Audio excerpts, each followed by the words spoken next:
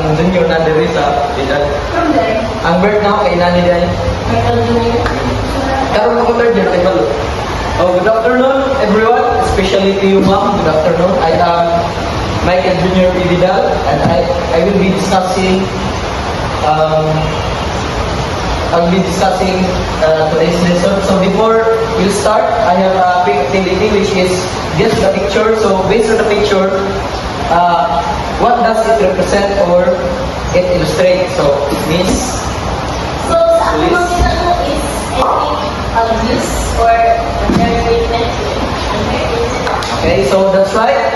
So the picture illustrates abuse or unfair treatment, which leads us to our topic for today, which is violence and discrimination against women. So now let's proceed. So these are the objectives for today's lesson. So at the end of this lesson, the learners will be able to understand violation and discrimination against. Violation? Oh, and Violation? Eh, yeah. Wala akong yun na. Sige. At the end of this lesson, nagkuhan mo ko, nagbasa-basa mo ko mga violation sa ano. At the end of this lesson, the learners will be able to understand what violence and discrimination against women mean, identify the different types of abuse and unfair treatment against treatment women experience, recognize the effect of violence and discrimination on women's lives, promote respect, equality, and safety for all women, encourage actions that help prevent violence and discrimination. So now let's proceed to the main topic. So let's first understand what is violence against women. So, for short, violence against women is any abuses that relates or applies to anything that can harm a woman or can hurt a woman. So first is physical abuse. So definition will be causing bodily harm or injury through force or violence. So any actions that may harm a woman physically, which is here the example, which is beating, slapping, punching, kicking, pushing, choking, using objects or weapons to hurt a woman, and also denying medical care. So now let's proceed to sexual abuse. So sexual abuse is any actions that relate to forcefully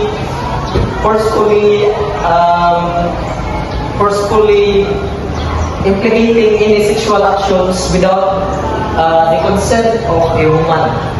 So this involves rape or attempted rape, or sexual acts, unwanted touching, kanang magkabinhawid without any consent, sexual harassments, and also forced pornography.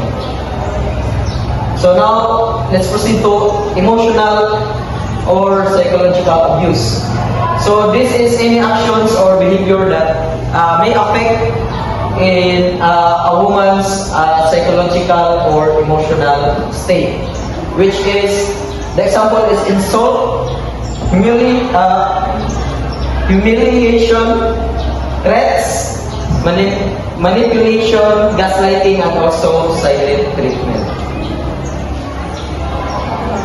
Now let's proceed to economic abuse. So this involves limiting a woman to any access that may involve money or economically.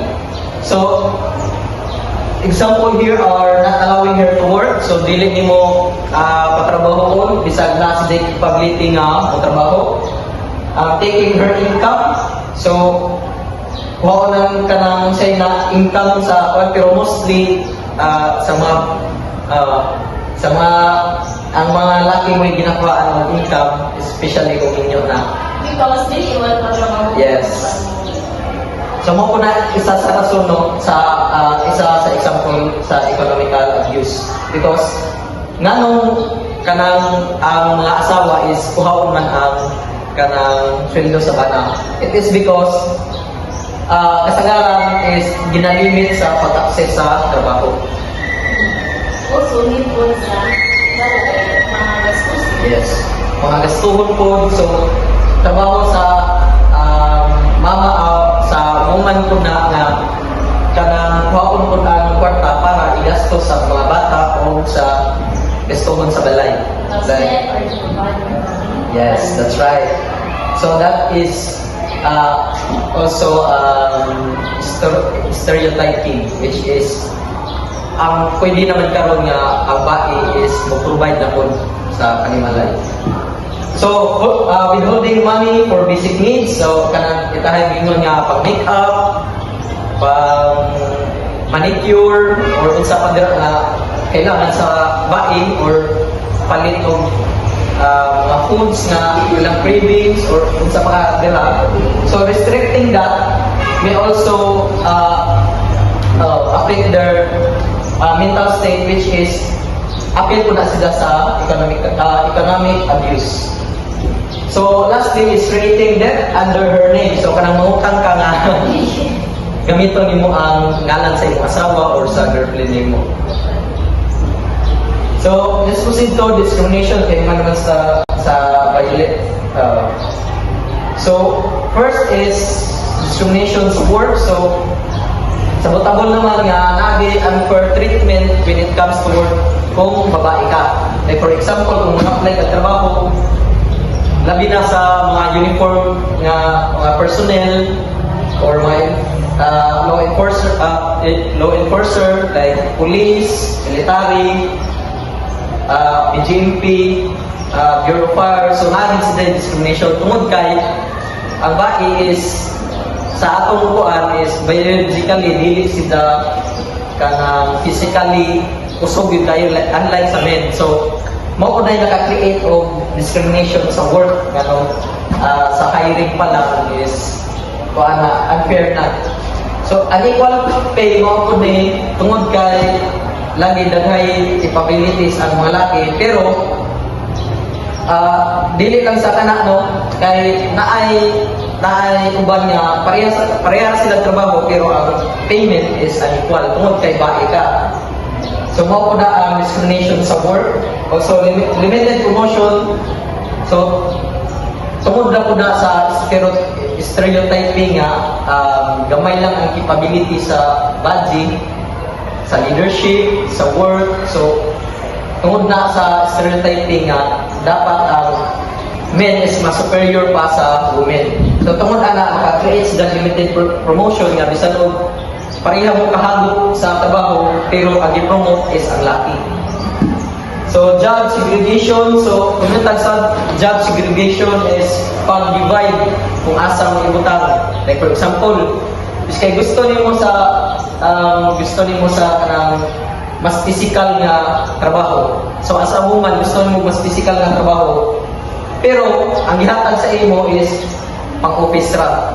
So burag sila na bitaw ng buot kung unsay kanang capabilities nimo tungod sa job segregation niya na stereotyping nga diri ra ka kay bae ka ya diri ka kay laki ka kay ati ka na, di ba? So mga limit na sa work sa labi na kung bae ka.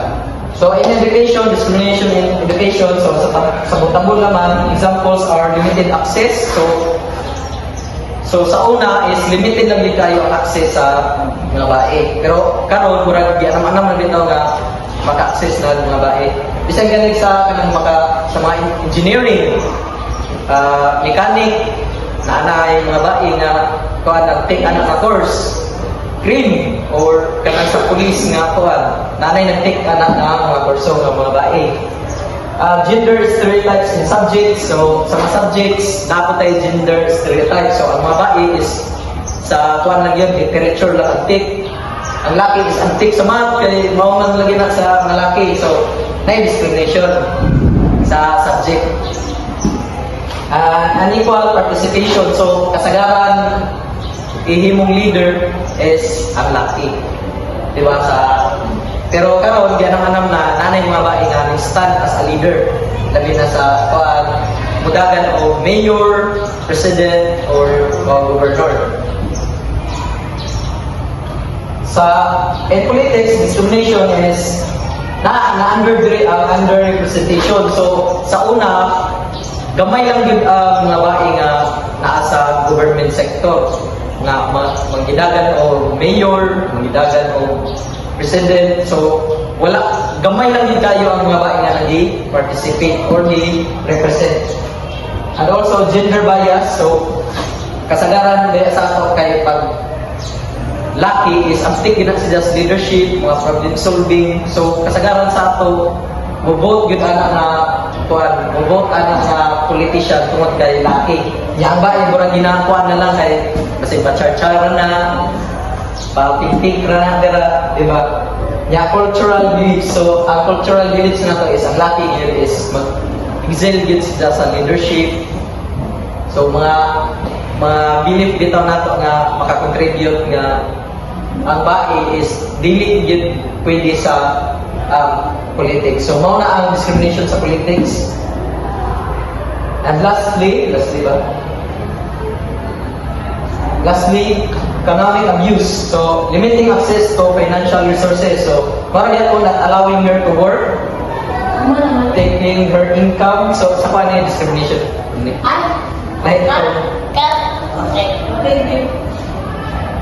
So, not allowing her to work, taking her income, withholding money for basic needs, creating debt under her name. Marag yapon no sa discrimination. So, unsa may impact sa violence and discrimination, Ms. Solis? Impacts and violence and discrimination. So, the impacts are these create barriers that prevent women from reaching their full potential. So, like, dili nila ma-reach ang ilang gusto because of the discrimination. Like, Yes. kasi mauwawan siya ay tungkol kay babae. Dili, mag-advise na di na niya kayo mga Okay, that's right. So, malimit lang ang isang potential or isang skills na ma-develop or isang maabot tungod sa violence and discrimination. So, that's conclude my topic. Thank you.